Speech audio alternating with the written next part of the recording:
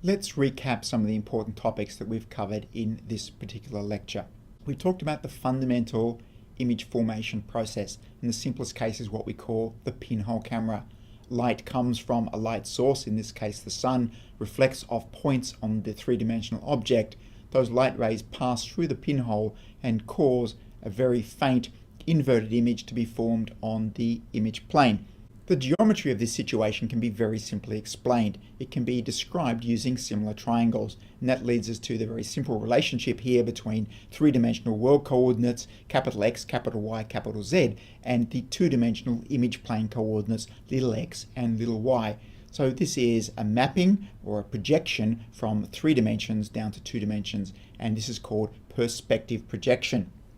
One of the disadvantages of the pinhole imaging model is that a lot of the light rays are lost. They simply hit the opaque plane that holds the pinhole.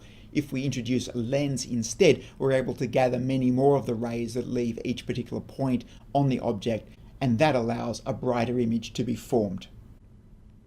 A consequence of the perspective projection, the mapping from 3 dimensions down into 2, is that some of the geometry is not preserved. Here we see that parallel lines in the world are no longer parallel lines in the image. We see that a large circle in the world is not a circle in the image. And perspective projection guarantees only to do this. It will map a line to a line, but it doesn't necessarily retain parallelism. Angles are not necessarily preserved, and conic sections are mapped to conic sections. So that means that a circle could appear as an ellipse could appear as a circle. A really important consequence of the perspective projection is that there is no unique inverse. We've lost a dimension. So for a particular image, there are an infinite number of possible objects that could have caused that image.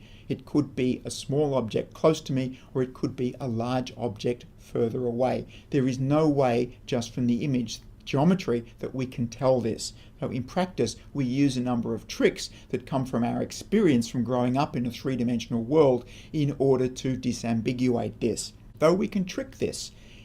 If we create a two-dimensional image, shown here as a piece of street art, which causes on the retina of our eye exactly the same image as we would get from looking at a three-dimensional world, then all of the three-dimensional interpretation part of our brain kicks in and causes us to interpret the image as being three-dimensional, even though the rational part of our brain knows that this is a piece of flat street art.